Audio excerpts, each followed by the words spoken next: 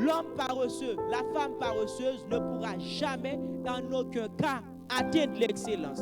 Il faut bannir la paresse. Celles et ceux qui sont arrivés dans la vie, ce sont des hommes de principe.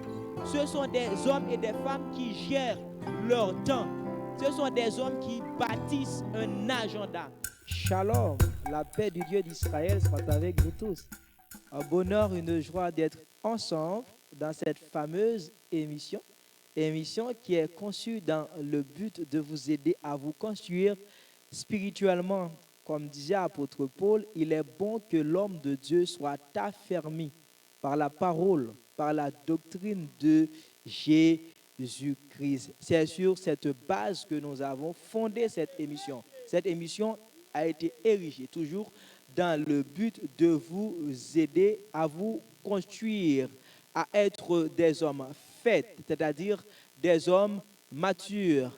Eh bien, le sujet que nous allons aborder avec vous, c'est courant vers l'excellence.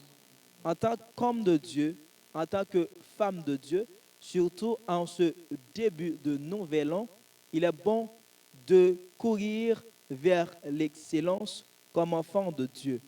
Je veux lire cette portion d'écriture avec vous avant d'élargir beaucoup plus. 2 Corinthiens chapitre 8, verset 7. 2 Corinthiens 8, 7. De même que vous excellez en toutes choses, Paul donne des détails. En foi, en parole, en connaissance, en zèle, à tous égards. J'aime ce mot. De même que vous excellez en toutes choses, en parole, en foi, à tous égards.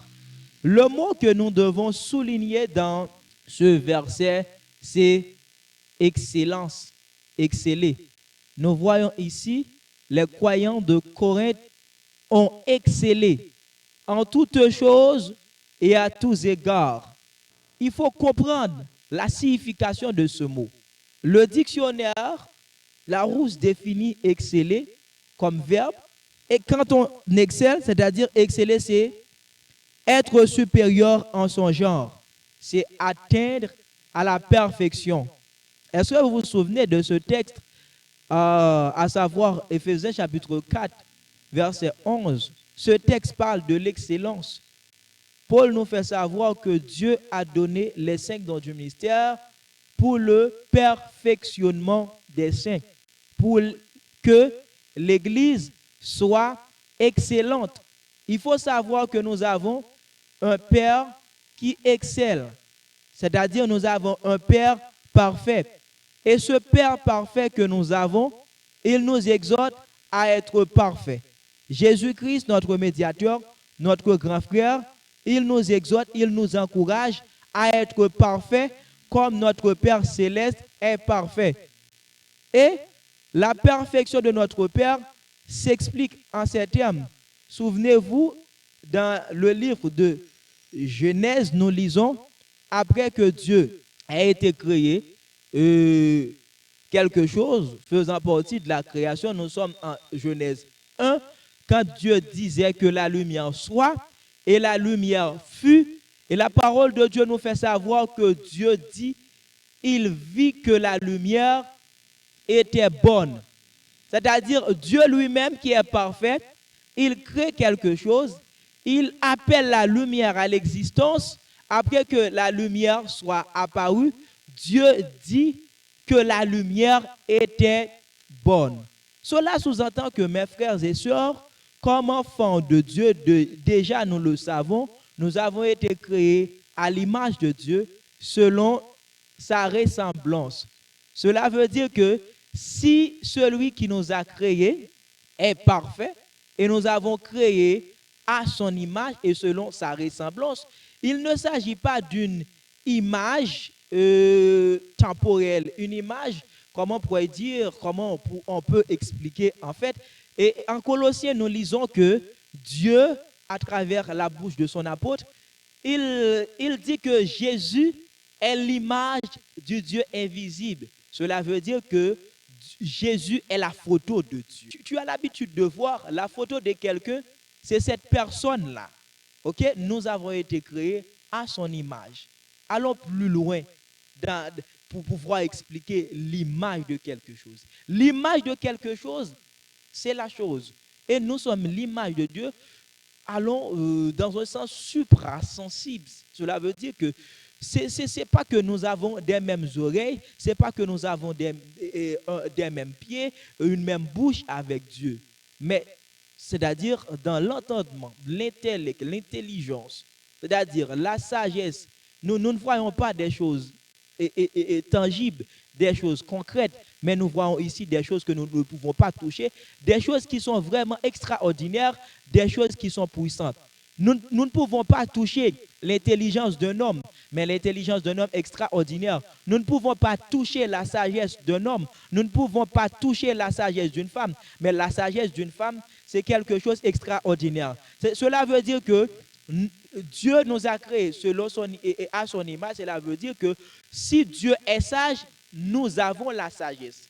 Nous avons l'intelligence. C'est pour vous expliquer que quand nous disons que les chrétiens de Corinthe étaient excellents, c'est-à-dire ils excellaient en toutes choses, c'est-à-dire c'était des croyants en fait qui marchaient dans la perfection.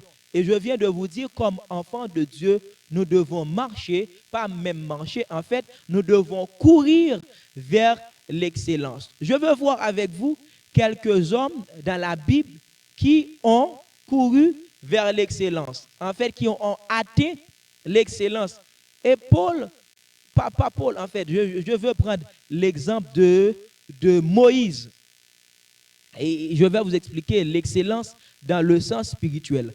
En Exode chapitre 34, après que Moïse ait été sur la montagne, parce que Dieu lui a dit d'escalader, de monter sur la montagne afin de pouvoir recevoir les commandements pour le peuple, afin que le peuple sache, les dire, ce que Dieu veut et ce que Dieu ne veut pas. Moïse monta la montagne, à peu près 6 jours, l'Éternel ne disait rien à Moïse. Au 7e jour, la parole de Dieu nous fait savoir que Dieu descendait pour rejoindre Moïse sur la montagne. Ce qui nous intéresse dans ce verset, c'est que après avoir passé quelques 40 jours sur la montagne, en descendant de la montagne, que la parole de Dieu nous fait savoir que les enfants d'Israël, ils ont peur de regarder Moïse. Pourquoi? Parce que la parole de Dieu nous fait savoir que la peau de son visage rayonnait. La gloire de Dieu répandait sur Moïse. Cette gloire, c'est le résultat du temps que Moïse a passé, a vécu dans la présence de Dieu. Comme étant fils de Dieu, si nous voulons exceller en gloire, cela veut dire que nous devons payer le prix. Quel est le prix? Du temps dans sa présence. Quand nous passons du temps dans la présence de Dieu, c'est comme l'exemple de Paul aux chrétiens de Corinthe. Paul exhorte les chrétiens de Corinthe à se laisser transformer de gloire en gloire. C'est-à-dire, quand nous restons dans la présence de Dieu, c'est comme ce soleil-là, cette gloire-là nous transforme. Cela veut dire que pour que nous atteignions cette dimension de gloire, à l'instar de Moïse, nous devrions passer du temps dans la présence de Dieu. Moïse passa du temps dans la présence de Dieu, et bien la gloire de Dieu incruste sur la peau de son visage, de telle sorte que les enfants d'Israël, ils ne pouvaient pas regarder Moïse. La gloire de Dieu éblouit sur Moïse. Si tu veux que la gloire de Dieu répande sur toi, frère, sœur, tu dois passer du temps dans la présence de Dieu, du temps dans la prière, du temps pour lire la parole de Dieu, du temps pour méditer la parole de Dieu. Quand nous consacrons en fait nos temps dans la présence de Dieu, cela a un résultat. Et voyons également des hommes qui ont été excellés en gloire.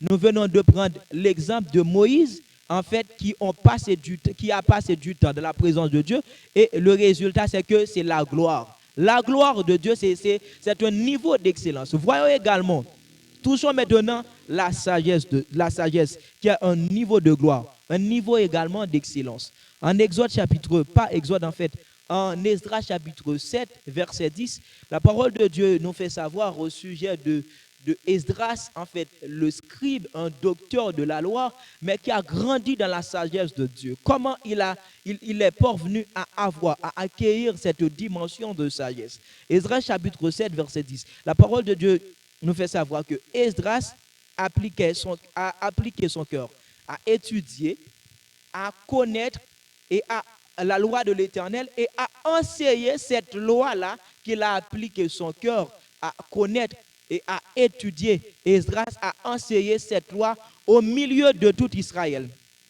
La parole de Dieu, c'est quelque chose qui procure la sagesse. Nous avons tellement d'exemples. Dans le psaume 119, nous avons vu que David lui-même, il disait, je deviens plus sage que mes pères parce que je médite, parce que j'étudie la parole de Dieu. Et un exemple très clair en 2 Timothée chapitre 3, et Paul disait au sujet de Timothée, dès ton enfance, tu aimais les saintes lettres qui peuvent te rendre sage à salut en Jésus-Christ.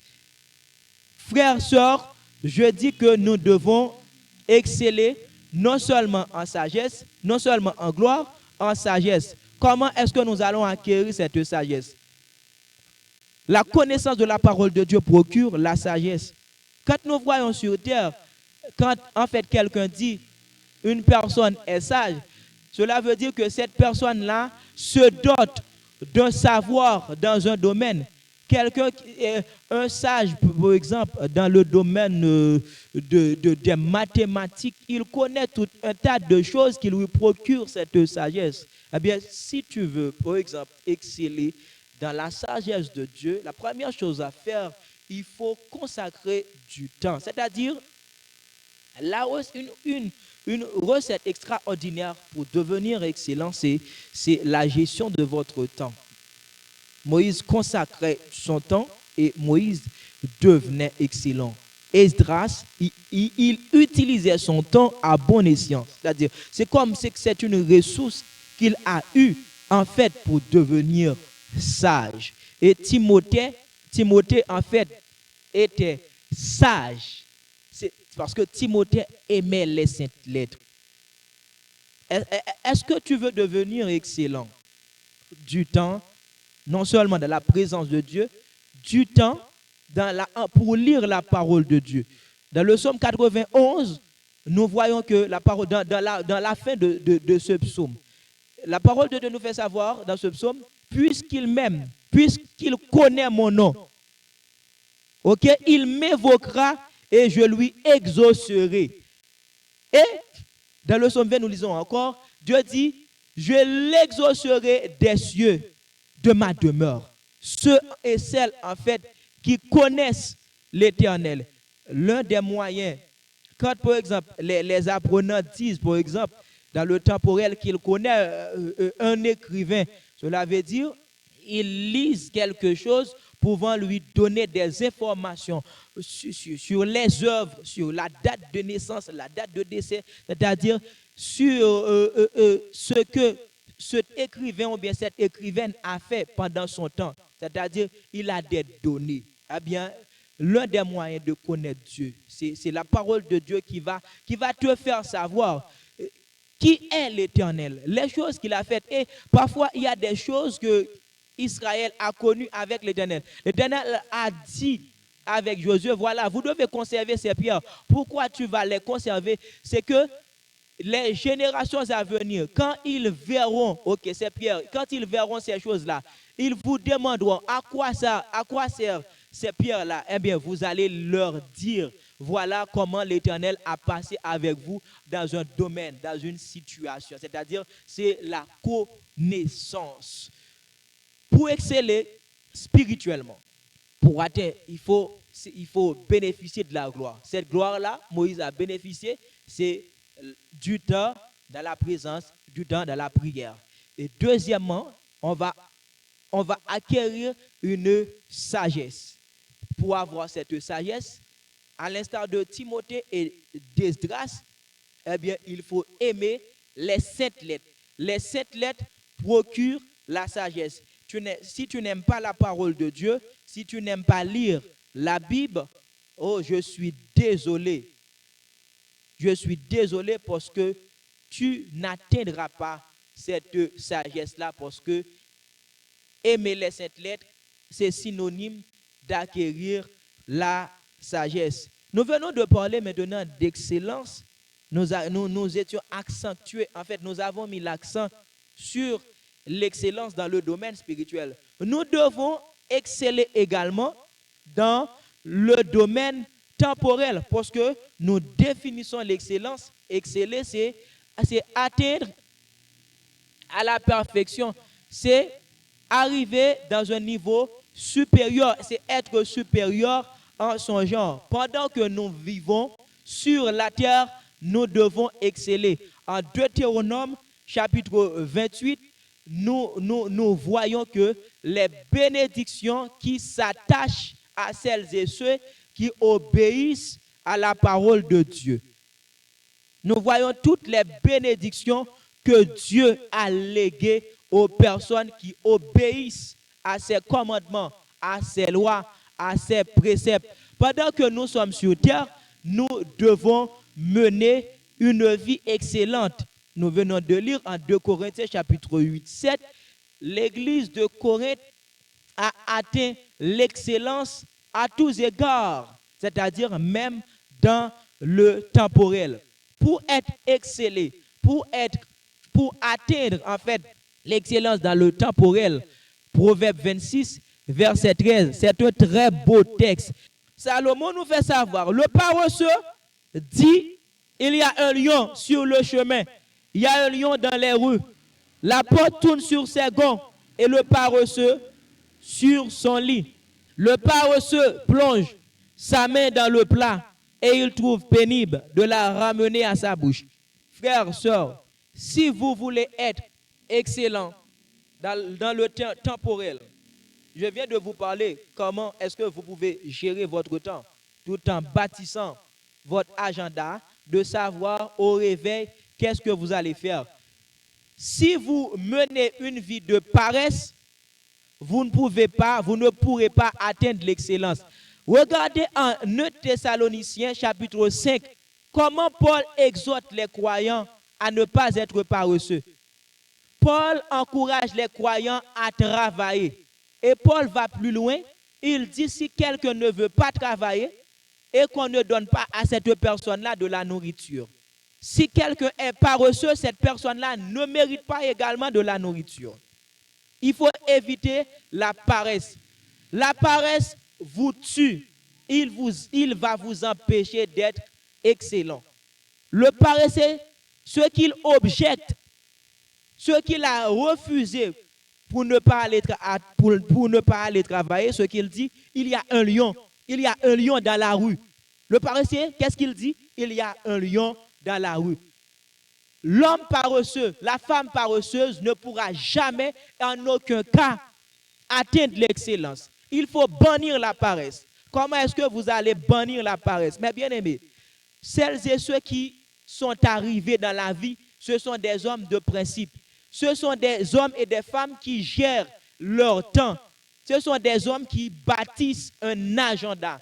C'est-à-dire, ces personnes-là connaissent les choses qu'ils vont faire dans leur soirée, dans leur journée également.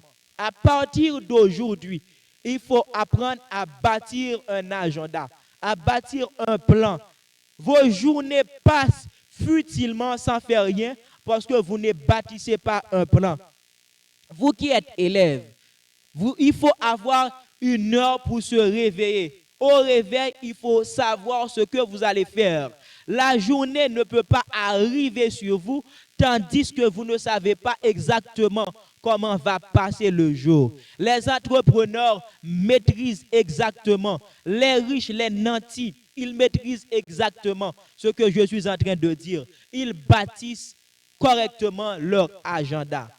Il faut apprendre à créer, à venir avec des idées nouvelles, des idées novatrices. Nous sommes dans un début de nouvel an. Si les années antérieures, vous avez été paresseux, vous avez cultivé la paresse, en 2025, je dis, c'est une année d'excellence. C'est une année où tu dois dire que je vais finir avec la galère. OK? Mais pour en finir, mes bien-aimés, parfois quand vous bâtissez l'agenda, quand vous planifiez votre vie, il faut garder. Il y a quelque chose qui nous tue pour atteindre l'excellence dans le domaine temporel. C'est la procrastination. La procrastination. Je vais prendre le verbe pour vous permettre de bien cerner, de bien comprendre ce que je veux vous dire. Procrastiner, cela veut dire c'est renvoyer pour le lendemain. Vous avez quelque chose à faire aujourd'hui. Vous avez planifié quelque chose que tu vas faire peut-être s'il est 8 heures, dans 2 heures, tu dis que tu vas faire quelque chose. Et 2 heures arrivent, tu dis, bon, j'aurai le temps et que je vais faire ça demain. Il y a un proverbe qui dit, il y a carpe diem, l'instant présent, c'est maintenant, c'est aujourd'hui. Ne procrastinez pas. Il faut faire attention avec la procrastination, c'est-à-dire renvoyer ce dont vous avez à faire. Il faut faire toutes choses en son temps. Est-ce que vous connaissez ce texte en Proverbe chapitre 3? Salomon, le fils de David, qui dit, il y a un temps pour chaque chose.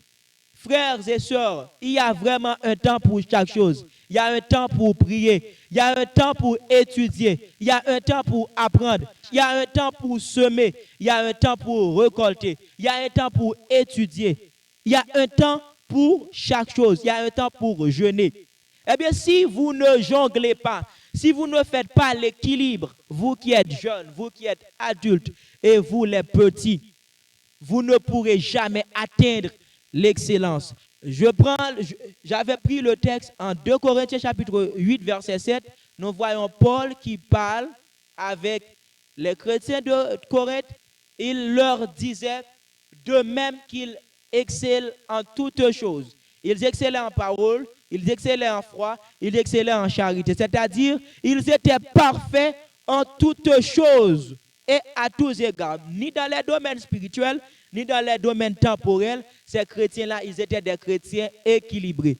Je viens de vous dire, pour être excellent dans le domaine spirituel, il faut passer du temps dans la présence de Dieu, comme Moïse, comme Esdras, comme Timothée. Ces gens-là qui ont passé du temps dans la présence de Dieu, ils excellaient en gloire, ils excellaient en sagesse, ils excellaient en amour. C'est l'excellence spirituelle. Ils étaient parfaits dans ce domaine. Comme Jésus-Christ dit, soyons parfaits comme votre Père céleste est parfait. Et nous avons vu l'excellence dans les domaines temporels. Pour exceller dans le domaine temporel, ce que nous devons faire, nous devons éviter la procrastination, le fait de renvoyer ce que vous avez à faire aujourd'hui, ce que vous avez planifié à faire aujourd'hui, et que vous dites demain, vous aurez du temps. Il faut faire équilibre, parce que Salomon dit il y a un temps pour chaque chose. Ce que vous n'avez pas fait aujourd'hui et que tu disais que tu vas faire ça demain, et Jésus-Christ dit à chaque jour suffit sa peine. Demain, il y a quelque chose qui l'attend. Il faut faire ce que vous avez à faire le moment où vous avez fixé, le moment où vous avez planifié. Et je dis, pour exceller dans le domaine temporel, il faut éviter la paresse. Ne faites pas comme le paresseux qui objecte, en fait, qui dit il y a un lion. Pourquoi il dit il y a un lion dans la rue? C'est de peur qu'il ne sorte pas pour aller travailler. N'objecte rien.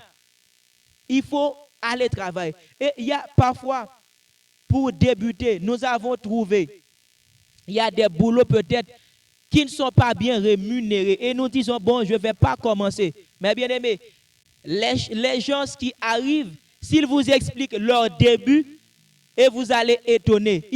Ils n'ont pas débuté avec de grandes choses. Il y a un proverbe haïtien qui dit, je vais vous dire ça en créole et je vais traduire ça en français. Au lieu pour pas voir du tout, plutôt ouais trouble. Au lieu de ne pas voir totalement, il faut comme, par exemple, c'est entrevoir. Il faut peut-être voir à moitié. C'est la traduction de ce proverbe. C'est-à-dire, pendant que vous attendez, vous dites, il faut avoir 1 million 1 million d'euros, 1 million de francs, 1 million de dollars pour débuter, mais vous pouvez débuter avec 200 $. Apprendre à créer, ok? Apprendre à créer, apprendre à innover. Si vous pratiquez, si vous daignez à pratiquer, si vous daignez pratiquer ces choses-là, mes bien-aimés, vous serez comme les chrétiens de Corinthe. Vous allez exceller en sagesse, en gloire, et vous allez exceller dans les domaines temporels. Vous serez riche. Je veux prier pour quelqu'un qui m'entend avec soin et qui va pratiquer ces choses. Père Céleste, je veux te remercier pour cet internaute, pour cet auditeur, auditrice qui a pris son temps et qui désire excellent comme toi tu es excellent. Je prie dans le nom de Jésus pour que tu puisses donner le Saint-Esprit, parce que sans le Saint-Esprit, il n'y a pas d'excellence. Parce que c'est le Saint-Esprit qui va nous rendre excellents. Donne-nous le Saint-Esprit et instruis-nous chaque jour à travers ton Saint-Esprit et permets que ton Saint-Esprit corrige et permet que son esprit apporte des idées neuves, des idées novatrices, afin que nous apprenions à planifier notre vie, à bâtir notre vie, à venir avec des idées novatrices. Ainsi, nous serons excellents comme tu es un Père excellent. Ainsi, nous t'en prions au nom de Jésus. Sois excellent.